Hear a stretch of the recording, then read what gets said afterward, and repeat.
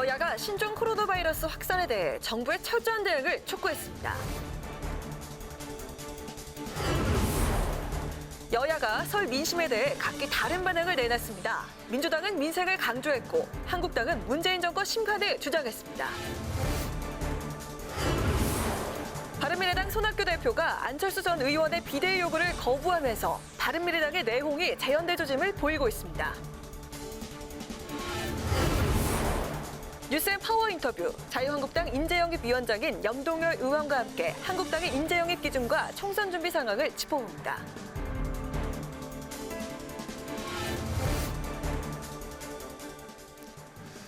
안녕하십니까. 1월 28일 의정종합뉴스 뉴스엔 시작하겠습니다. 신종 코로나 확산과 관련해서 여야는 정부의 철저한 대책을 촉구했지만 구체적인 대응책을 놓고는 입장차를 보였습니다. 민주당은 중국의 지원도 검토해야 한다는 입장이지만 보수 야당들은 중국 여행객의 입국 금지를 촉구했습니다. 보도에 한도영 기자입니다. 민주당은 정부의 감염병 대응 능력은 세계적 수준이라며 정부가 일사불란한 조치를 취할 수 있도록 정치권이 뒷받침해야 한다고 밝혔습니다. 그러면서 중국은 오랜 세월 함께 도우며 살아가야 할 친구라며 중국 지원도 검토해달라고 요구했습니다. 우리 외교당국은 중국 상황을 실시간으로 확인하고 국제사회와 협력해서 선제적인 대응 체계를 확립해 주시기 바랍니다. 중국 국민들에게 따뜻하게 손을 내밀어서 실질적인 도움을 줄 수 있어야 하겠습니다. 반면 자유한국당 등 보수 야당들은 일제히 중국 여행객의 입국 금지 조치를 촉구했습니다. 먼저 한국당은 보건당국 검역체계에 구멍이 뚫렸다며 지역사회 내 감염이 특징인 신종 코로나 대응을 위해서는 지자체의 철저한 대비가 중요하다고 강조했습니다. 일련의 과정을 볼 때 지자체가 참여를 전적으로 하지 않는 한 이것을 지역사회 감염을 막을 수 있는 길이 굉장히 난감합니다. 바른미래당은 정부가 우한 폐렴이라는 표현을 꺼리면서 중국 눈치를 보고 있다고 비판했고 새로운 보수당은 신종 코로나 확산을 막지 못하면 심판을 받아야 한다고 강조했습니다. 옆나라 대만은 우한 폐렴의 전파 상황, 감염 예방법 등을 방송을 통해서 계속 내보내고 있습니다. 우리나라도 즉각 그렇게 시행할 것을 정부에게 거듭 촉구합니다. 문재인 대통령은 온갖 수단을 다 동원해서 이 우한 폐렴의 확산을 막고 조기에 이 전염병을 진정 진압할 수 있기를 바랍니다. 이 밖에 정의당은 정부의 투명한 정보 공개, 공항 검역 강화, 중국 한국 간 여행객 최소화 등을 제안했고 대한신당은 중국 현지 교포와 기업에 대한 대책을 요구했습니다.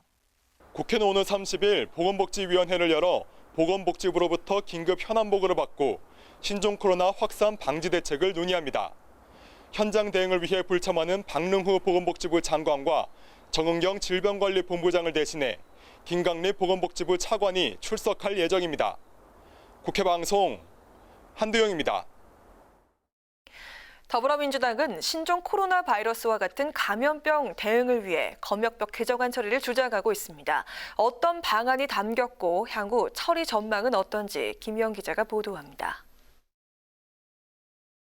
더불어민주당이 2월 국회에서 처리하려는 검역법 개정안은 기동민, 전재수, 김상희 의원이 각각 대표 발의한 검역법 개정안을 통합한 안입니다.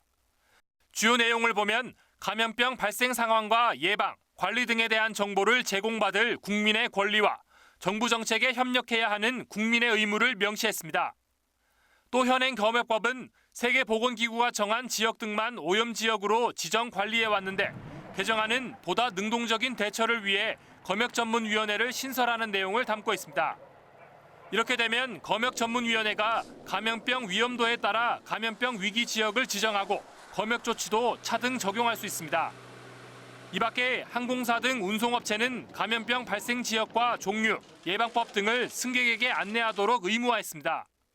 현재 검역법 개정안은 지난해 12월 보건복지위원회 전체 회의를 통과했지만 법제사법위원회에 계류 중입니다. 여야 모두 신종 코로나 바이러스 대응에 적극 나서고 있고 검역법 개정안은 이미 소관 상임위를 통과했기 때문에 2월 임시국회 의사 일정이 잡히면 법사위와 본회의까지 통과될 가능성이 높아 보입니다. 다만 보건당국의 검역망이 허술하다고 주장하고 있는 한국당에서 검역법 개정안을 새롭게 발의해 추가 논의를 요구할 가능성도 배제할 수는 없습니다. 국회 방송 김희연입니다. 네, 여야가 늘 그렇듯이 설 민심에 대해서 엇갈린 반응을 내놨습니다. 더불어민주당은 민생법안 처리를 위한 2월 국회를 촉구했고 자유한국당은 문재인 정권 심판을 주장했습니다. 김동길 기자의 보도입니다. 더불어민주당은 설 민심은 민생이라고 강조했습니다. 2월 임시국회를 열어 신종 코로나 바이러스 대응과 민생 경제 활력 입법, 경찰 개혁 법안 등 민생 법안을 처리해야 한다고 밝혔습니다. 2월 국회 의사 일정 논의를 위한 야당의 협력도 촉구했습니다. 2월 임시국회에서 경제와 민생을 살리기 위해 최선을 다하는 것부터 시작하겠습니다. 야당과 담대하게 협력하고 남은 시간 민생에 최선을 다하는 20대 국회가 될 수 있도록 모든 노력을 다하겠습니다. 자유한국당은 문재인 정권 심판이 설 민심이라고 목소리를 높였습니다. 보수 대통합으로 경제를 파탄내고 총체적 국정 파탄을 초래한 문재인 정권을 4월 총선에서 심판해야 한다고 주장했습니다. 우리 자유민주 중도 우파 정치 세력들이 대통합을 통하여 반헌법적, 불법적 국정농단을 일삼는 문재인 정권을 심판해달라는 뜻이라고 할 수 있습니다.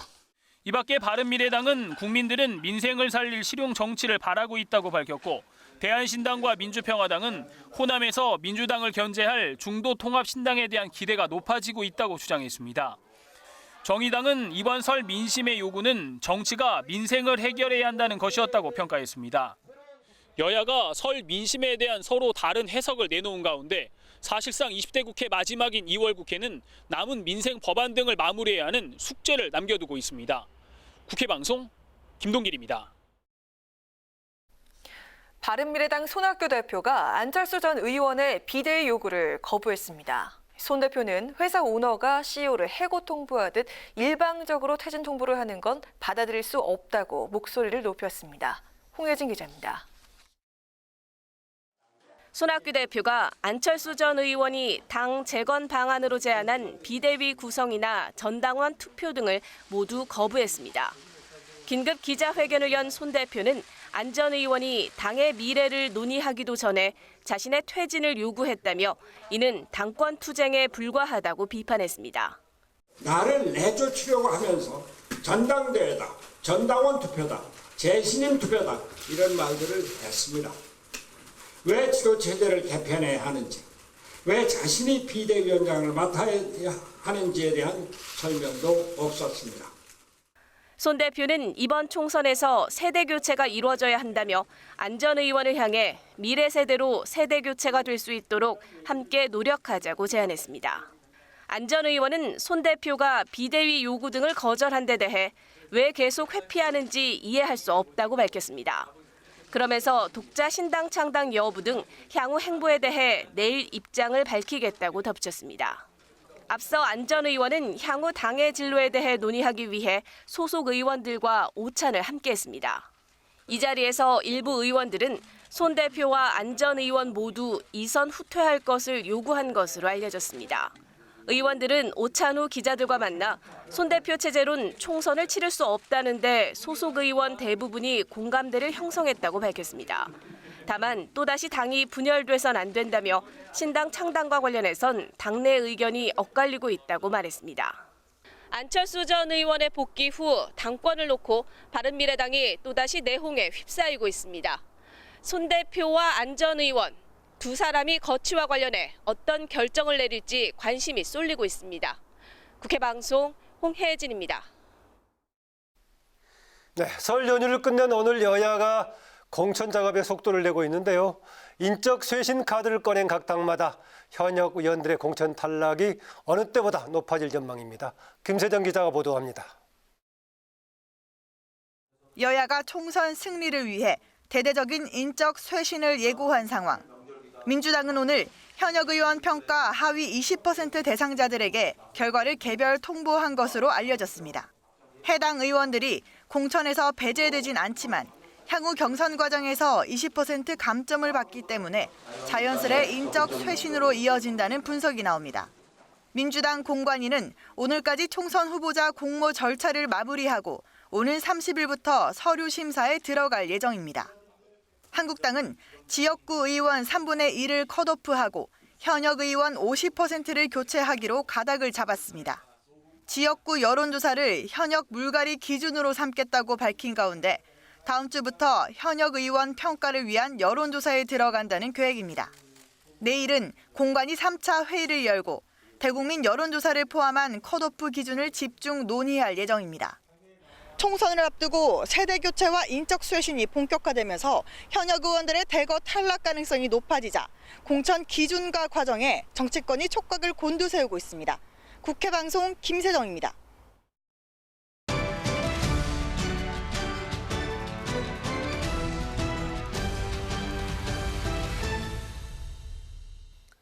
네, 이슈 분석 오늘은 박지영, 이소희 기자와 함께합니다. 두 분 어서 오세요. 어서 오세요. 네, 이제 설 연휴를 마친 오늘 첫날인데요. 여야 총선 분위기 좀 살펴보죠. 박 기자. 더불어민주당의 영입 인재 2호로 했던 원정권 씨. 여러 가지 사연을 가지고 굉장히 주목을 받았었고 화제가 됐던 인물인데 미투 논란에 쌓이면서 오늘 불출마 기자회견을 했어요? 네, 그렇습니다. 어제 원종걸 씨의 전 여자친구가 데이트 폭력을 당했다면서 미투 폭로글을 인터넷에 올리면서 논란이 확산이 됐었는데요. 해당 의혹 제기 하루 만에 원 씨가 재빠르게 대응에 나섰습니다. 원 씨는 오늘 아침 긴급 기자회견을 열고 논란이 된 것만으로도 당에 누를 끼쳤다며 인재 영입 자격을 당에 반납하고 총선에 불출마하겠다는 뜻을 밝혔는데요. 다만 제기된 데이트 폭력 의혹에 대해선 사실이 아니라고 부인했습니다. 원 씨의 입장 발표 잠시 들어보시죠. 제가 아무리 억울함을 토로하고 사실관계를 소명해도 지루한 진실 공방 자체가 부담을 드리는 일입니다. 명예로운 감투는 내려놓고 자연인 신분으로 돌아가겠습니다. 홀로 진실을 밝히고 명예를 회복하겠습니다. 네, 원종거 씨는 좀 민주당이 총선을 앞두고 야심차게 영입한 인물이었는데 좀 민주당 상황이 좀 난처하겠어요? 네, 민주당은 참신한 인물 영입으로 인재 경쟁에서 앞서가는 모습이었는데요. 이번 원 씨의 미투 논란으로 당혹스러워하는 분위기입니다. 사적인 영역이라 검증에 한계가 있다면서 이번 악재가 총선에 미칠 영향을 조기 차단하는 데 주력하는 모양새입니다. 민주당은 원 씨 미투 논란 사실관계를 파악해 나갈 예정이고 또 당 차원의 조사 결과에 따라 탈당 여부를 원칙적으로 처리하겠다고 밝혔고요. 또 앞으로 인재 영입이나 출마 후보자를 대상으로 유사한 사례가 있는지 조사를 하고 인재 영입 과정에서도 보다 철저한 관련된 내용을 검증하겠다고 강조를 했습니다. 네, 이렇게 포기 선언까지 하는 가운데도 민주당은 오늘 14번째 인재 영입을 발표했는데 어떤 사람입니까? 네, 30살의 청년 창업가 조동인 씨입니다. 민주당은 총선 2호 공약인 4대 벤처 강국 달성을 위해 창업 전문가를 영입을 했습니다.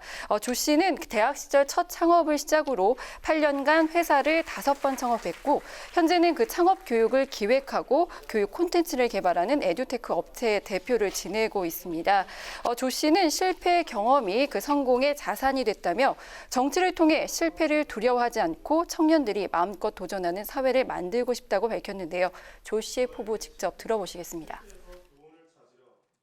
창업에 도전하는 사람들에게 당장 필요한 것은 성공에 대한 확신이 아니라 앞으로 도전을 계속해 나갈 수 있다는 희망입니다. 제가 법으로, 제도로 다시 도전할 수 있는 희망을 만들겠습니다. 네, 민주당이 공직선거 후보자 검증위원회 회의도 열었는데 관심을 모았던 김의겸 전 청와대 대변인 등에 대한 결과가 나왔습니까? 네, 조금 전 1시간 전인 5시쯤에 민주당 후보 검증위가 심사 결과를 발표를 했습니다. 서울 종로에 출마할 이낙연 전 총리에 대해서는 일단 적격 판단을 내렸고요. 관심이 모아졌던 김의겸 전 청와대 대변인 다시 한번 보류 판정을 받았습니다. 세 번째네요, 그러니까 보류가요? 네, 그렇습니다. 세 번째 결론을 지금 내리지 못하고 있는 건데요. 후보 검증위는 민주당은 김 전 대변인의 그 부동산 투기 논란과 관련해서 좀 더 확인을 해볼 게 있다 이렇게 판단을 했는데요. 이 밖에 황운하 전 울산지방경찰청장은 적격 판정을 받았고요. 송병기 전 울산시 경제부시장은 보류 판정을 받았습니다. 그런데 그 민주당에선 이 김 전 대변인에게 그 21대 총선 불출마를 권고하기로 결정했다 이런 소식이 좀 전해졌었는데요. 네. 그 당 지도부가 김 전 대변인의 부동산 투기 논란에 대해 여론이 여전히 싸늘하다고 판단하면서 이 같은 결정을 내린 것으로 지금 알려지고 있습니다. 예. 이와 함께 민주당은 서울 강서갑 출마를 노리고 있는 그 정봉주 전 의원에게도 총선 불출마를 권고한 것으로 알려졌는데요. 그 정 전 의원 지난 2018년 성추행 의혹이 불거지면서 정계 은퇴를 선언했다가 지난해 1심 재판에서 무죄 판결을 받고 민주당에 복당을 했죠. 일단 정 전 의원 자신은 당 지도부로부터 불출마 그 권고를 받은 적이 없다며 출마 의지를 밝혔습니다. 이런 가운데 민주당 후보 검증위는 그 다음 달 3일 그 마지막 회의를 열어서 이런 보류 판정을 받은 인물들에 대해서 최종 결정을 내릴 계획인데요. 그 남아있는 인사들에 대해서 어떠한 결정을 내릴지 주목이 되고 있습니다. 네, 그러니까 이제 김의겸 전 청와대 대변인, 정봉주 전 의원 두 사람한테 불출마 권고를 한 걸로 얘기를 들었는데 정 전 의원은 네, 오늘 받은 적 자신의 없다. 페이스북 SNS 통해서 밝혔다고 합니다. 그런 적이 없다라고 답을 했군요. 네, 한국당 총선 준비 내용 좀 들어보죠. 황교안 대표가 어제 공천 혁신을 못하면 한국당 망한다.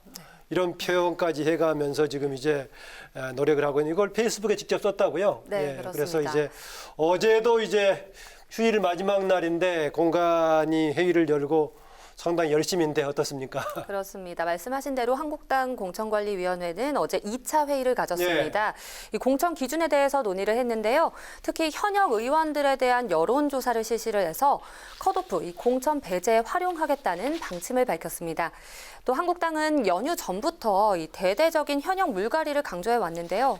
어제도 이 김영우 위원장은 총선 기획단에서 정했던 현역 의원 컷오프 기준보다 더 많이 교체할 것이라는 입장을 밝혔습니다. 그렇게 되면 30% 이상은 무조건 물갈이를 하겠다는 겁니다. 예. 또 김 위원장과 황교안 대표가 앞서 지난주에 이 한국당 텃밭인 대구 경북 지역 의원들의 50% 이상을 물갈이하겠다 이런 방침도 밝혔었는데요. 일단 한국당의 대대적인 혁신 방침은 확고해진 것으로 보입니다. 황교안 대표의 발언 들어보시죠. 현역 국회의원을 50%까지 교체하고 20대에서 40대의 젊은 정치인들 30%를 공천해서 젊은 보수 정당, 젊은 자유파 정당을 만들기로 했습니다. 현재 한국당의 이 같은 방침에 많은 정치 신인들이 TK와 PK 지역에 이 도전장을 내민 상황입니다. 한국당 내에서도 이 현역 의원 컷오프 지역에 신인들이 경선을 치를 수 있도록 하는 방안을 검토 중인 것 같고요. 또 구체적인 컷오프 기준은 다음 달 5일경에 발표한다는 계획입니다. 네, 최종적으로 실현이 될지 좀 봐야겠지만 굉장한 상당히 교체의 의지를 가지고 있군요. 네. 요새 무슨 몇 대 척결 대상이니 적인 이런 표현들을 쓰던데 어제 김형호 공관위원장이 어제 회의에서 3대 민주주의 위협 세력의 국회 진출을 막겠다. 그러면서 여당도 스스로 공천을 좀 잘해야 된다. 네. 이런 말을 했던데요. 그렇습니다. 김 위원장이 이 민주당 공천에 대해서 비판의 목소리를 낸 건데요. 이 청와대 낙하산 인사, 또 586 운동권, 국론 분열 책임자 등을 3대 민주주의 위협 세력으로 규정을 하면서 단호하게 대처하겠다. 이렇게 3대 민주주의 위협 세력. 네, 그렇습니다. 김영호 공천관리위원장의 발언 들어보시죠. 청와대 낙하산 부대들이 국회를 점령하겠다. 이제 제왕적 대통령제, 전체주의 국가로 가겠다는 것과 다름이 없습니다. 그동안 20대 국회도 청와대 눈치나 보고 청와대 심부름센터 역할을 하는 그런 일로 인해 가지고 상권 분립이 형이화되었습니다. 네, 그렇군요. 보수 통합 이야기를 좀 해보겠습니다. 어제 김영호 위원장이 박근혜 전 대통령의 석방을 언급했습니다. 새 보수당은 탄핵의 강을 건너자라고 주장을 했는데 이 보수 대통합을 좀 하기에는 아직 좀 불협화음이 나오는 것 같아요. 네, 일단 그 발언에 대해서 이 김 위원장은 박 전 대통령 석방 언급에 대해서는 개인 의견이었다 이렇게 선을 그었기는 한데요. 분명히 이 발언을 보시다시피 좀 보수 대통합에는 아직 걸림돌이 좀 남아있는 모양새입니다. 지난주에도 이 새보수당이 합당만이 보수 통합의 유일한 길은 아니다. 이런 입장을 밝히기도 했었는데요. 아직 이 보수의 연대가 좀 느슨한 것을 보여주는 대목입니다. 게다가 그저께 이 김문수 전 경기도지사는 신당 창당 의사를 내놨습니다. 김 전 지사는 이 한국당과 새보수당의 보수 통합을 두고 한국당이 좌클릭했다. 이렇게 이야기를 하면서 태극기를 버리는 보수 통합에는 반대한다면서 창당 배경을 밝혔습니다. 그러니까 통합신당 말고 또 신당 창당하겠다는 거죠, 그러니까? 네, 그렇습니다. 이 각기 좀 이렇게 태생이 다르다 보니까 보수 진영의 통합이 좀 덜컹거리는 모양새가 나오고 있는 것 같은데요. 그래도 연휴 동안에 이 한국당과 새보수당의 통합 물밑 작업은 계속됐던 것으로 알려졌습니다. 아마 이 총선 공천 방안에 대한 논의가 있었던 것으로 보이는데요. 이번 주 내에 이 한국당과 새보수당의 이談판이 이뤄질 것으로 정치권은 추측을 하고 있습니다. 이런 가운데 혁통위도 오늘 8차 회의를 했습니다. 박형준 위원장은 이 보수 대통합을 위해서 우리가 좀 다른 점을 강조하기보다는 공통점을 강조하자 이런 말을 하면서 새보수당도 당론을 확실히 해줄 것을 강조를 했습니다. 혁통위는 오는 31일에 보수 통합 결과에 대한 대국민 보고를 한다는 계획입니다. 네, 여기까지 듣겠습니다. 두 분 수고하셨습니다. 수고하셨습니다. 네, 지금까지 이슈 분석 박지영, 이소희 기자였습니다. 미투 의혹이 불거진 더불어민주당 영입인재 2호 원종건 씨가 총선 불출마를 선언했습니다. 원 씨는 기자회견을 열고 인재 영입 자격을 스스로 반납하겠다고 밝혔습니다. 또 제기된 의혹은 사실이 아니라며 허물도 많고 실수도 있었던 청춘이지만 분별 없이 살진 않았다고 해명했습니다. 이에 대해 더불어민주당은 당 차원에서 내용을 확인해 원칙적으로 엄중하게 대응하겠다고 밝혔고 야당은 일제히 비판에 나섰습니다. 자유한국당은 민주당의 왜곡된 성인식이 참사를 불렀다고 지적했고 바른미래당도 민주당의 사과와 재발 방지를 촉구했습니다. 새로운 보수당은 청와대 앞에서 기자회견을 열고 문재인 정권의 검찰 인사를 규탄했습니다. 새보수당은 법무부가 단행한 검찰 인사는 청와대 실세들이 개입한 사건에 대한 검찰 수사를 무력화하기 위한 보복 인사라고 비판했습니다. 이어 새보수당은 최강욱 청와대 공직비서관 기소 논란과 관련해 이성윤 서울중앙지검장을 직무유기 혐의로 고발했습니다. 새보수당은 이 지검장이 추미애 법무부 장관에 직보한 것은 절차를 규정한 검찰보고 사무규칙과 국가공무원 복무규정을 위반하는 것이라고 주장했습니다. 네, 선거권 연령이 하향 조정되면서 일부 고3 학생들도 투표가 가능해졌는데요. 편향 교육 등의 문제로 학교의 정치화가 우려 이 문제가 제기되면서 여야가 문제 해결을 위한 대책 마련에 나섰습니다. 보도에 임채원 기자입니다. 선거권 연령을 만 18세 이상으로 변경하는 내용의 공직선거법 개정안이 지난해 12월 국회 본회의를 통과했습니다. 일부 고3 학생들은 이번 총선부터 투표가 가능해졌지만 선거운동을 어디까지 허용할 것인지에 대한 기준은 없습니다. 공직선거법에 따르면 학교는 다수인이 왕래하는 공개된 장소라는 이유로 연설 금지 장소에서 제외됐습니다. 학교에서 후보자가 연설을 할 수 있다는 것입니다. 중앙선관위는 학교의 정치화와 학습권 침해가 우려된다며 국회가 선거법을 보완할 것을 촉구했습니다. 특히 국회가 초등 중학교에서 예비 후보자 명함 배부와 연설 금지 여부, 사립학교 교원을 공무원 지위를 이용한 선거운동 금지 조항에 포함할지 등을 논의해달라고 요청했습니다. 이에 따라 여야는 학교 정치화를 방지하기 위한 선거법 개정 논의에 나섰습니다. 더불어민주당은 선관위가 지적한 선거법 문제들에 대한 보완 작업에 들어갔고 자유한국당은 학교에서 선거운동을 금지하는 선거법 개정안 발의를 검토 중인 것으로 알려졌습니다. 여야는 학교 정치화 방지의 필요성에 공감하고 있습니다. 하지만 총선이 80일도 채 남지 않은 데다 총선 준비로 의원들이 지역구로 흩어져 있어 총선 전에 선거법을 보완할 수 있을지 주목됩니다. 국회 방송 임채원입니다.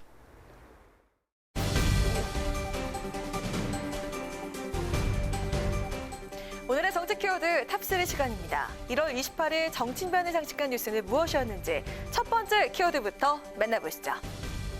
어제 우한 폐렴으로 불리는 신종 코로나 바이러스의 4번째 국내 확진자가 나오면서 정치권에서도 바이러스 대응이 가장 큰 화두로 떠올랐는데요. 신종 바이러스 확산에 대한 국민들의 우려가 커지자 청와대는 바이러스 대책을 1순위 국정 현안으로 두고 대응에 나섰습니다. 신종 코로나 바이러스, 이른바 우한폐렴에 대한 불안과 공포가 확산되면서 청와대는 직접 컨트롤 타워를 자처하고 나섰습니다. 문 대통령이 어제 과도한 불안을 갖지 말라 이렇게 당부한 이후 비판의 목소리가 나오자 보다 적극적인 대응에 나선 건데요. 오늘 오전 문 대통령이 직접 국립중앙의료원에 방문해 바이러스 대응 체계를 살피는 한편 오늘 오전 0시를 기점으로 중국에서 오는 입국자에 대한 검역도 강화됐습니다. 중국발 모든 입국자들은 검역 당국에 건강 상태 질문서를 반드시 제출해야 하는 건데요. 만약 제출을 하지 않거나 허위로 작성할 경우 최대 1년 이하의 징역, 1,000만 원 이하의 벌금 등 실형을 받게 됩니다. 그리고 신종 코로나 발원지인 중국 우한에 있는 교민을 위해서는 정부가 이르면 모레 전 세계를 투입해서 교민들을 철수시킬 계획인 것으로 알려졌습니다. 감염병 위기 경보가 세 번째 단계인 경계로 올라간 것은 지난 2009년 신종 인플루엔자가 유행했을 때 이후 10년 만이라고 하죠. 여야 정치권도 일제히 대응책 모색에 나섰는데요. 국민 건강과 직결되는 만큼 초기 대응에 모든 역량을 집중해야겠습니다. 이어서 오늘의 두 번째 정치 키워드입니다. 어제 오늘 인터넷과 정치권을 뜨겁게 달군 소식입니다. 더불어민주당이 4.15 총선 2호 영입 인재로 발탁한 원종건 씨가 미투 논란에 휩싸이면서 파문이 커지고 있는데요. 결국 원 씨가 오늘 영입 인재 자격을 스스로 반납하겠다고 밝혔습니다. 저는 오늘 더불어민주당 21대 총선 영입인재 자격을 스스로 당에 반납하겠습니다. 논란이 된 것만으로도 당에 누를 끼쳤습니다. 그 자체로 죄송합니다. 아무리 억울해도 남들 이상의 엄중한 책임과 혹독한 대가를 치르는 게 합당할 것 같습니다. 파문의 시작은 어제 한 인터넷 커뮤니티에 자신을 원종건 씨의 옛 여자친구라고 주장하는 사람의 글이 올라오면서부터였습니다. 이 글에는 자신이 원 씨에게 심각한 성적 학대와 데이트 폭력을 당했다라는 내용이 포함이 됐는데요. 이를 뒷받침하는 증거라며 폭행 흔적 사진과 카카오톡 대화 캡처도 함께 게재되면서 파문이 더욱 커졌습니다. 14년 전 시각장애인 어머니와의 감동적인 이야기로 방송에 출연한 원 씨는 페미니즘은 시대정신이라는 포부를 밝혀서 주목받기도 했는데요. 해당 글이 SNS를 통해서 급속도로 확산이 되자 민주당 당원 게시판에는 원 씨 영입을 재검토하라는 글이 줄을 잇기도 했습니다. 결국 오늘 아침 기자회견을 연 원 씨는 폭로에 대해 사실이 아니다라고 선을 그으면서도 아무리 억울함을 토로하고 사실관계를 소명해도 지루한 진실공방 자체가 부담을 주는 일이라면서 당원 자격 반납 이유를 설명했습니다.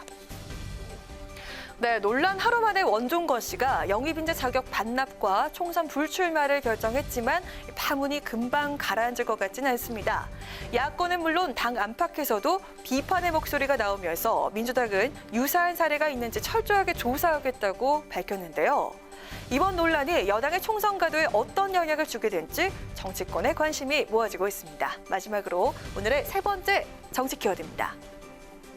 이낙연 전 총리의 종로 출마 선언 이후 자유한국당에서 누가 대항마로 나설지가 또 하나의 관전 포인트가 되고 있습니다. 이런 가운데 홍준표 전 대표가 오늘 서울 종로 출마 제안을 받았던 사실을 밝히면서 당의 요구에 응하지 않고 고향인 경남 밀양에 출마하겠다는 의지를 고수했습니다. 홍 전 대표는 오늘 오전 페이스북을 통해 2월 3일 밀양 삼문동으로 이사를 한다라는 사실을 전하면서 PK 지역 40석을 방어할 수비대장 역할을 하고자 한다고 밝혔습니다. 특히 홍 전 대표는 자신이 서울 종로 출마 제안을 받았던 사실을 털어놓으면서 황교안 대표가 종로를 회피한다고 언급해 눈길을 끌었는데요. 홍 전 대표는 이어 지금 내가 종로 출마를 하는 것은 꽁 대신 닭이라는 비아냥으로 각이 서지 않아서 선거 자체가 되지 않는다고 단언했습니다.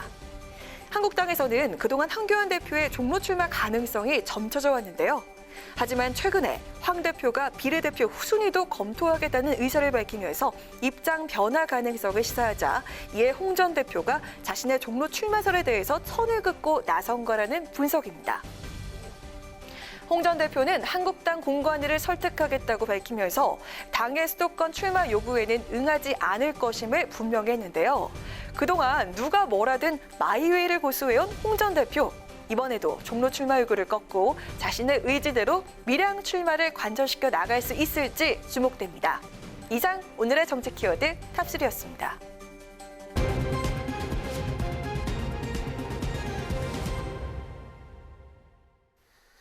네, 설 연휴 직후에 정치나 사회 뉴스 모두 헤드라인을 장식하고 있는 건 역시 우한폐렴으로 불렸던 신종 코로나 바이러스입니다. 앞서 오늘의 정치 키워드에서도 정부의 대응을 살펴봤는데요. 여야 정치권에서는 어떻게 준비하고 있는지 전화 연결해서 한번 알아보도록 하겠습니다. 먼저 더불어민주당 원내대변인이자 국회 보건복지 소속이죠. 정춘숙 의원 연결돼 있습니다. 안녕하세요. 반갑습니다. 네, 안녕하십니까. 정춘숙입니다. 바쁘시죠? 좀 그렇습니다. 네. 중국발 신종 코로나 바이러스 이른바 우한폐렴 확산세가 심상치 않습니다. 우리 정부도 총력 대응에 나서고 있는데요. 현재 상황이나 정부에 대한 대응, 지금 당에서는 어떻게 보고 계십니까? 말씀하신 대로 이 신종 코로나 바이러스가 굉장히 빨리 확산이 되고 있고요. 그래서 중국에서 이미 3,000명의 환자가 발생했다 이런 보도가 있고, 뿐만 아니라 일본, 홍콩, 호주, 또 미국, 프랑스 이런 14개국에서 환자가 속출하고 있습니다. 우리나라에서도 지금 이제 4번째 확진자가 발생을 해서 국민들께서 많이 불안해하고 계시고요. 근데 이제 정부에서 어제 이 신종 코로나 바이러스 위기 경보 단계를 주의해서 경계로 이제 격상했고요. 또 그래서 복지부 장관을 본부장으로 하는 중앙사고수습 본부 설치해서 총력 대응을 구축하기로 했습니다. 네. 대통령께서도 지금 우한 지역 입국자에 대한 전수조사 그리고 필요할 경우에 군 의료 인력과 시설 투입도 적극 검토할 것을 지시를 하셨고요. 네. 그래서 이런 것이 이제 선제적 조치죠. 그리고 이제 208억 원의 방역 대응 예산도 신속히 집행을 하고 있고 또 만약에 모자랄 경우에는 목적 예비비 2조 원도 지원할 계획이어서 지금까지는 굉장히 적절하게 대응하고 있다 이렇게 네. 지금 보고 있습니다. 네, 민주당도 국회 차원의 초당적인 협력을 위해서 2월 임시국회 소집을 요구하고 또 검역법 개정을 추진하는 등 대응에 나선 모습인데 아직 당내 관련해서 태스크포스는 구성되지 않았죠? 네, 현재 당 차원의 대응책 네네. 모색은 어떻게 진행되고 있고 또 개정안 내용은 어떤 것인지 말씀 부탁드리겠습니다. 네네. 지금 이제 정부가 초동 대처를 잘하고 있고요. 그래서 이제 그런데 오늘 또 저희가 내부적으로 의논을 해서 민주당 내에서 TF를 구성을 하자 이런 얘기가 있습니다. 그래서 내일 복지위원들을 중심으로 해서 신종 코로나 바이러스 대책 특위를 구성을 해서 체계적으로 정부를 지원을 할 계획이고요. 네. 이 검역법 같은 경우는 이제 어떤 내용이냐 하면은 그동안에 이제 항만 중심으로 되었었던 것을 항공기, 선박, 육로 이렇게 세분화해서 이제 검역 조사할 수 있도록 하는 거고요. 네. 그다음에 이제 이 검역 감염병 격리하게 되면 이제 피해가 발생하는 경우가 많이 있지 않습니까? 그래서 피해 보상 그리고 국가 및 지방자치단체의 방역 및 예방에 대한 시책의 협력 이런 그다음에 검역 관련 국민의 권리와 의무를 규정을 하고요. 또 복지부 장관이 요즘은 신종 이런 감염병이 많이 생기기 때문에 5년마다 검역 관리 기본 계획을 수립 시행하도록 하는 이런 전체적인 네. 아주 전반적인 개정안이 지금 국회에 지금 법사에 계류 중입니다. 네. 네, 당에서는 그런 쪽이고요. 국회 차원에서는 오는 30일에 국회 보건복지 전체 열고 이제 복지부 긴급 현안 보고 받을 예정인 것으로 알고 있습니다. 네, 구체적으로 그렇습니다. 지금 어떤 현안을 중심으로 좀 살펴볼 계획이신지 마지막으로 좀 여쭙겠습니다. 네네. 지금 이제 30일 10시에 보건복지위원회에서 이제 신종 코로나 바이러스 대응 현황 이런 긴급 현안 보고를 받을 건데요. 그래서 일단 참고인도 좀 부르고요. 그다음에 이제 차관님을 중심으로 해서 현재 상황을 좀 보고를 받을 겁니다. 그래서 현재 대응 상황 그리고 지금 시점에서 필요로 하는 지원 상황 이런 보고를 받을 거고요. 그래서 국민들께서 좀 더 안심할 수 있는 방안에 대해서 논의를 할 겁니다. 그런데 이제 좀 유의할 점들은 이 국회의 이 현안 질의가 옥상옥이 되거나 아니면은 지금 굉장히 집중하고 있는 정부를 흔들어서는 안 된다 이렇게 생각을 좀 하고 있고요. 그래서 지금은 국민들께서 정부를 신뢰하고 그리고 신속하게 또 강력하게 선제적으로 대응하는 게 중요하다고 보고 또 국회에서의 질의나 이런 과정도 여기에 더 힘을 보태는 이런 방식으로 되어야 한다고 봅니다. 네, 계속해서 발빠른 대응 부탁드리겠습니다. 오늘 말씀 잘 들었습니다. 네, 고맙습니다. 고맙습니다. 네, 지금까지 더불어민주당 정춘숙 의원이었고요. 이번에는 자유한국당 입장과 대응책 어떤지 알아보도록 하겠습니다. 자유한국당 우한폐렴 TF 위원장이신 신상진 의원 전화가 연결이 돼 있습니다. 반갑습니다. 네, 안녕하세요. 예, 안녕하세요. 네. 네, 자유한국당은 어제 곧바로 우한폐렴 태스크포스를 구성하고 발빠르게 대응에 나섰는데요.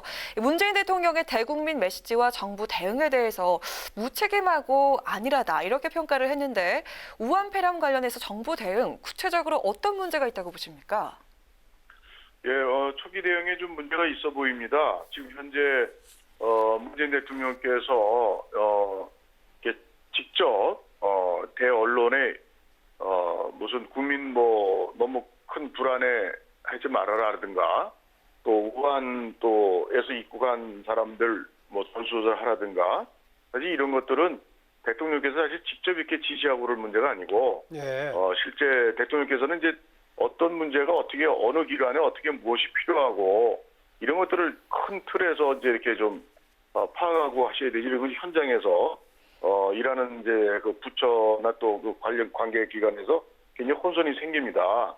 그리고 근데 이제 하나 예를 들면 이제 우한 입국자 전수조사 이렇게 말씀하셨는데 네. 그 이제 처음부터 사실 이게 전수조사가 사실 됐어야 돼요. 예. 처음부터. 근데 이제 2주나 이것이 언론을 통해서 알려지고 2주 후에나 그저께 이제 전수조사 하라 그랬는데 사실은 이게 현재 확정되지는 않았지만 중국의 장관급이 얘기를 했지만 이게 잠복기에도 타인에게 전파 가능성이 있다 이렇게 이제 얘기를 했습니다. 그러면 사실은 우한에서 입국자가 들어올 때부터 증상이 없어도 사실은 이 어떤 격리나 관찰을 해야 되는 것들이 진작부터 있어야 되는데 그런 것들이 이제 우리 그 시스템이나 이런 게 좀 미비해가지고 제대로 안 됐고 네. 그리고 또 네 번째 평택의 모 의원에서 이제 네 번째 환자 확진 환자 또 두 차례나 병원을 갔는데 병원에서 이제 여행객이나 그 오염 지역에서 들어온 사람들에 대한 이 정보가 다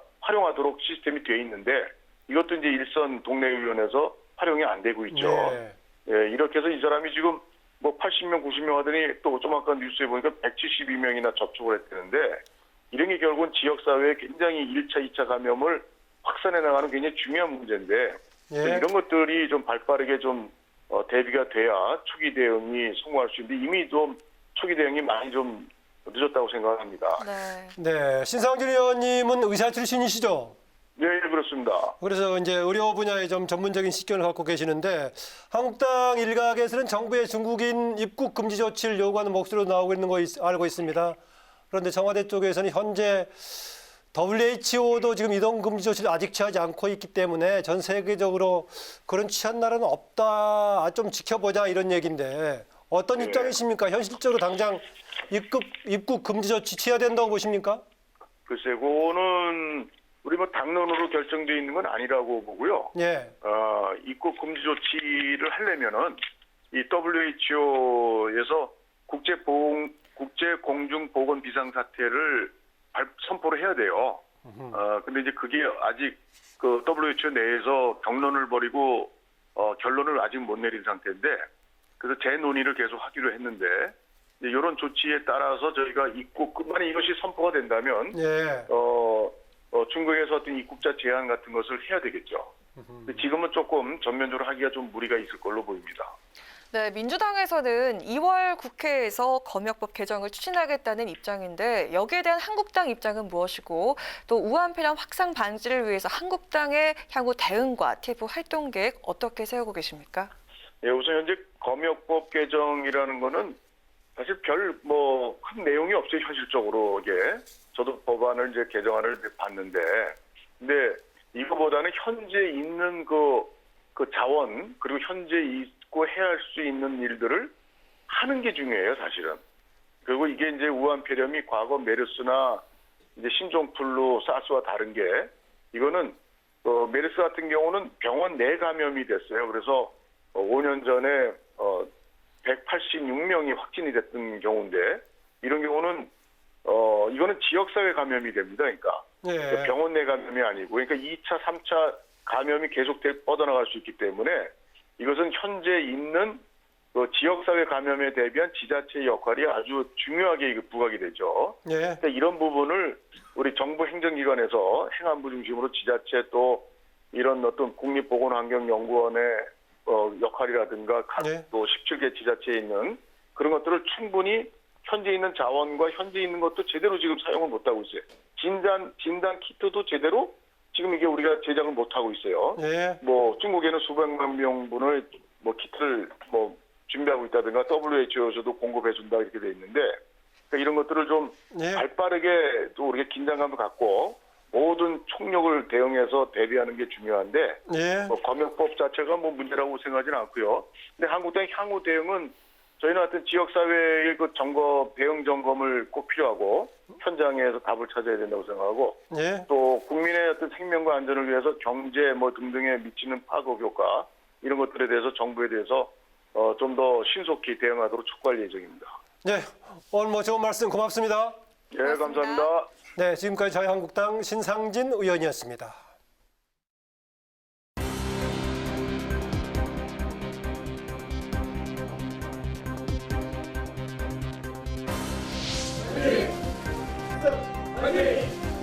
양심이 내 마음에 딱 당신이 원하는 대로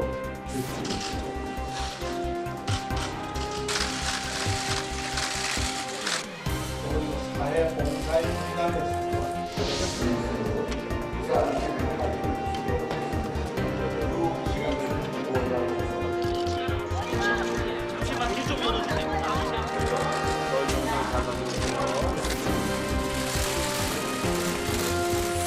그동안에 우리 인재 영입위원들과 네, 이번 시간은 매주 월요일과 화요일에 진행되는 뉴스앤파워 인터뷰 코너입니다. 오늘은 자유한국당의 인재영입위원장을 맡고 계시죠. 염동열 의원 스튜디오에 나와 계십니다. 어서 오십시오. 안녕하세요. 네. 안녕하세요. 바쁘실 텐데 고맙습니다. 네, 감사합니다. 지역 넓고 해서 선거운동 바쁘실 텐데. 네네. 네, 의원님께서는 이제 19대 뭐 국회부터 전국에서 가장 넓은 지역구를 갖고 계신데요. 태백과 횡성, 영월과 평창 그리고 정선까지 맞죠? 이 설 연휴 기간 동안 이 지역구 모두 돌아보고 오셨을 텐데 총선을 앞두고 민심이 어땠는지 한 말씀 부탁드리겠습니다. 제가 이제 자유한국당에서 말씀드린 것은 아니고요. 네. 사실 이제 문재인 정부가 출범을 해서 많은 기대를 갖고 있었습니다만은 재작년서부터 이제 불평 불만이 좀 시작되고 아마 작년쯤은 이제 어떻게 보면 아우성이다 이렇게 되고요. 지금 이번에 보니까 절망감을 좀 느끼는 것 같아요. 특히 경제에 있어서는 상당 부분 지금까지 최고의 어려웠다. IMF 때부터 어려웠다라는 말씀을 해주셔서 정말 그 민생 특히 이 서민 경제에 많은 어려움이 있다 이렇게 생각을 하고 돌아왔습니다. 네. 이제 뭐 21대 총선 2달 반가량 남았는데요. 자유한국당 뭐 두 가지 과제를 동시에 지금 추진하고 있습니다. 통합과 또 인재 영입 혁신하고 있는데 그렇습니다. 인재 영입 보니까 그 지난해에 8명 한꺼번에 이렇게 됐고 이후에 이제 올해 들어서는 1호, 2호 이렇게 붙였대요.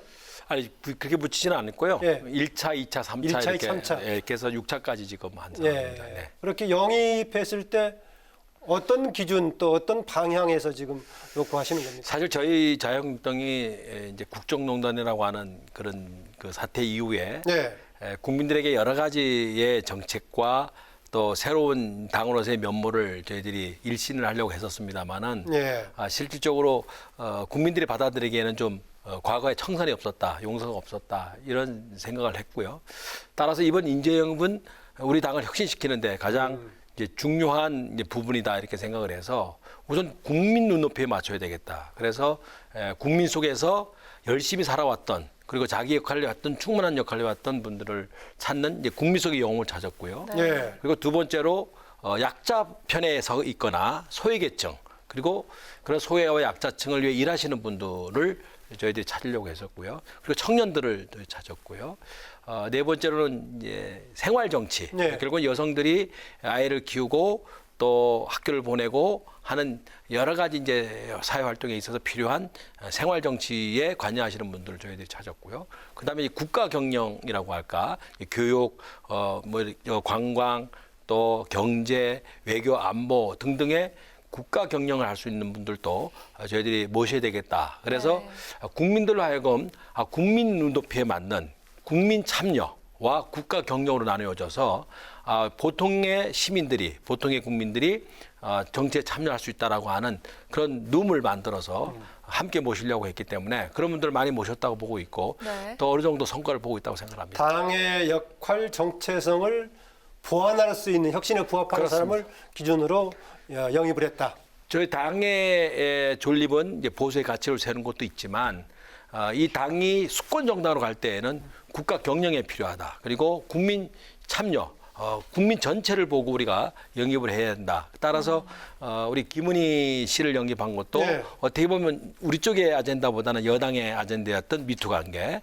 또 이종원 씨를 저희들이 영입한 것은 어떻게 보면 민주당에서의 아젠다를 가졌던 이런 그 산재의 내부 이제 신고자죠. 그래서 이런 분들을 우리가 모셨다 이렇게 생각을 합니다. 네, 인재 영입에 있어가지고 무조건 스카우트제를 한다고 해서 수락을 하진 않을 것 같거든요. 네, 그렇습니다. 네, 인재 영입에 있어서 좀 더 공을 들인 사람이 있다면 누구인지 궁금합니다. 특히 저희 당은 이제 통합의 문제가 있고 네. 또 비례 한국당에 이제 문제가 좀 있지 않습니까? 그래서 실질적으로 어려움은 컸었습니다만은 우선 저는 설득하려고 하는 것보다는 설명을 하는 쪽으로 생각을 했고요.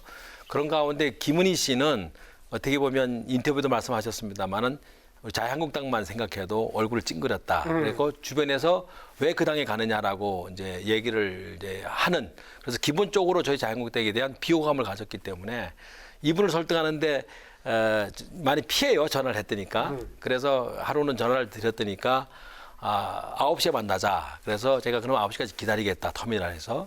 그들이 몇 시간 뒤에 12시에 올라간다. 그래서 행신역에 12시에 아마 기차역에 도착한다고 해서 또 특히 김은희 씨는 미투의 피해자고 그런 아픔이 있기 때문에 제 나이도 아직 20대죠? 예, 29살입니다만 제 아내를 데리고 갔습니다. 그래서 좀 이제 불안감을 해소하기 위해서. 그래서 행신역에서 밤 12시에 만나서 새벽 한 2시까지 이제 설득을 하고 이제 설득에 설명을 하고 그 다음 날에도 만나서 이렇게 설명을 하고 그래서 같이 하자. 그리고 지금 김은희 씨 코치가 하는 일들을 저희 당에서 충분하게 뒷받침해서 함께 노력하겠다는 말씀을 드렸고 그리고 김은희 씨가 극적으로 허락한 거로 이렇게 돼 있습니다. 네, 여야 또 모든 정당들이 뭐 청년 미래 이런 구호를 내치면 청년층 주로 인재 영입 많이 하고 있는데요. 방금 얘기하신 이제 미투 체육계 미투 최초로 했던 김은희 씨라든가 네네. 또 지성모 씨, 예, 그 목발 짚고 네네. 이제 트럼프 연설장에서 이렇게 만세했던 그 두 사람의 경우에 상당히 주목을 받게 됐었는데 네네. 청년층 영입 그런데 앞으로 인재 영입 좀 어느 분야 어떤 계층이 좀 주력할 생각이십니까? 저희 초반 단계에는 아까 말씀드렸듯이 국민 뭐 영웅이랄까 수군 영웅이랄까 이분들 찾았고요. 그리고 이제 청년들을 많이 찾았습니다. 그리고 중반 정도에는 국가 경영 그러니까 아까 말씀드렸듯이 안보라든가 외교라든가 경제, 교육 등등의 국가 경영인들을 저희는 모시려 하고 있고요. 또 후반기에 가서는 국민 감동 스토리와 생활 정치 이런 분들을 모시게 된다고 한다면 대략 저희들이 평균 나이로 한 40대 그리고 30대, 20, 30대가 굉장히 많이 분포되어 있다 이렇게 생각을 합니다. 네. 오늘 뭐 다른 당 얘기입니다만은 오늘 좀 뉴스에 초점이 받았던 사람 중에 하나 민주당에서 영입했던 원정권 씨. 이 논란이 되면서 이제 인정입 과정에서의 검증 문제가 제기가 되고 있습니다. 한국당에서 어떤 스토리를 보고 영입하는 겁니까? 다른 검증 같은 것도 추가로 하는 겁니까? 아마 민주당도 검증하는 데는 한계가 있었을 겁니다. 저희들이 수사를 하는 입장도 못 되고. 다만 저희는 일단 추천이 들어오면 대개 국민과의 소통을 했던 분들은 저희들이 인터넷이라든가 여러 가지 이런 언론 매체를 통해서 1차적으로 이제 스크린을 하고요. 과연 이것이 국민하고 소통이 될 수 있겠는가 하는 부분을 저희들이 보고요.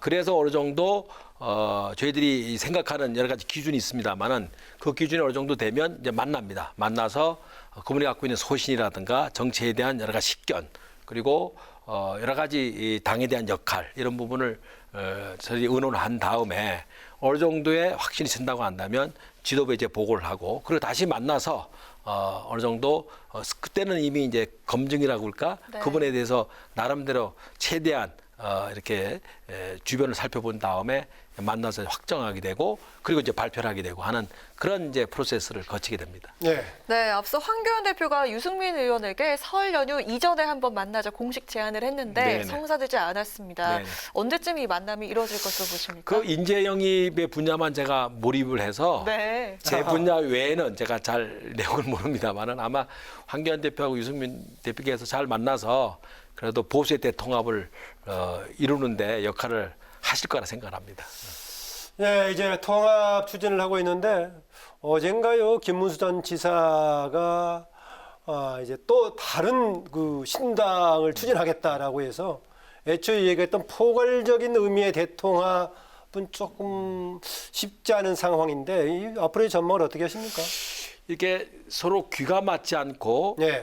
서로 이렇게 결정체가 이렇게 잘 맞아떨어지지 않으면 소리가 좀 나기 마련입니다만은 시간이 갈수록 대화하고 함께 한다면 저는 김문수 우리 위원장님께서 하시는 이런 새로운 신당도 큰 틀에서 보수의 대통합을 이룰 것이다. 그래서 보수와 진보의 양날개가 건전하게 너무 좋은 쪽으로만 좀 말씀하시는 거 아닌가요? 아니요, 그렇게 저는 기대도 하고 있고요. 네. 또 그런 또 충분한 여러 가지 역할이 될 거라 생각합니다. 네. 그 이제 한국당이 비례형이죠. 비례형 정당, 미래한국당 창당 속도 내고 있는데 그 혹시 이 관련해 가지고 따로 별도로 영입을 하는 겁니까? 아니면은 뭐 한국당 관련해서 이렇게 서로 쪼개서 역할 분담하는 겁니까? 저도 이제 그 부분에 대해서는 이제 불확실하지만 그래도 인재 영입위원장을 맡고 계시니까 대충 예측하는 것은 지금 하고 있는 인재 영입이 국민으로부터 어느 정도 호응도도 있고 또 국민논표에 잘 한다라는 평가가 좀 있는 것 같습니다. 예. 따라서 이 틀을 깨지 않은 상태에서 비례 한국당도 인재 영입이 계속 이어질 거라 보고 있고 그러면 뭐 그쪽에 다른 추진위원장이든 영입위원장이든 새로 이제 하게 되는 겁니까? 어떻습니까? 그거는 이제 제가 그런 이제 명이나 그런 예측하기는 좀 어렵고요. 예. 다만 여기에 영입되신 분이 비례한국당에도 함께 하는 거로 이렇게 알고 있기 때문에 신중하게 또 비례한국당과 함께 할 수 있는 네. 분들을 좀 모시고 있습니다. 네, 이제 21대 국회 입성하시면은 3선이시죠. 네, 그렇습니다. 네, 앞으로 정치인 염동열의 포부, 의지, 계획이 있다면 어떤 게 있을까요? 5개 군을 이렇게 담당하시죠. 네네. 결국은 이제 국회의원이라고 하는 건 지역 국회의원은 특히 민심을 네. 정확하게 전달해내는 것, 그걸 통해서 국가가 정책을 만드는데 역할을 하는 것이라고 보고 있고요. 개인적으로는 정치는 조율과 화합이다 이렇게 생각을 해서 저는 조율과 화합, 그래서 하나의 여야가 함께 시너지를 만들어내는 그래서 국민을 위한 또 국민 우선의 정치를 펼치는데 역할을 하고 싶다 하는 것이 제 개인적인 정치적인 소신이고 또 기대하는 또 제 정치적인 방향이라고 생각합니다. 네, 오늘 혹시 못하신 말씀 있으세요? 아마 이제 저희 자유한국당 그동안 많이 반성했고요. 네. 또 이제 새롭게 국민에게 사랑받고 국민에게 희망을 주는 당으로 변모해 가고 있습니다. 특히 인재 영입을 보시게 되면 네. 충분한 그런 이제 기회가 됐다라고 생각하실 거라고 좀 믿습니다. 어쨌든 많이 성원해 주시고 격려해 주셔서 저희 당이 거듭 태어나서 진보와 보수가 함께 양균형을 이뤄가면서 대한민국의 발전을 일으키는데 노력하겠다 하는 말씀을 드립니다. 네. 오늘 뉴스앤파워 인터뷰 지금까지 자유한국당 염동열 인재영입위원장과 함께했습니다. 오늘 말씀 감사합니다. 감사합니다. 고맙습니다. 네, 내일도 전국의 하늘은 흐리고 강원 영동과 경북 동해안은 계속해서 비구름의 영향을 받겠습니다. 이미 많은 양의 눈과 비가 내렸기 때문에 대비를 철저하게 해주셔야겠습니다. 모레까지 비가 길게 이어질 것으로 예상됩니다. 안전사고 각별히 주의하시기 바랍니다. 네, 오늘 뉴스에는 여기까지입니다. 국민에게 힘이 되는 국회를 위해서 내일도 뉴스엔이 함께하겠습니다. 시청해 주셔서 고맙습니다.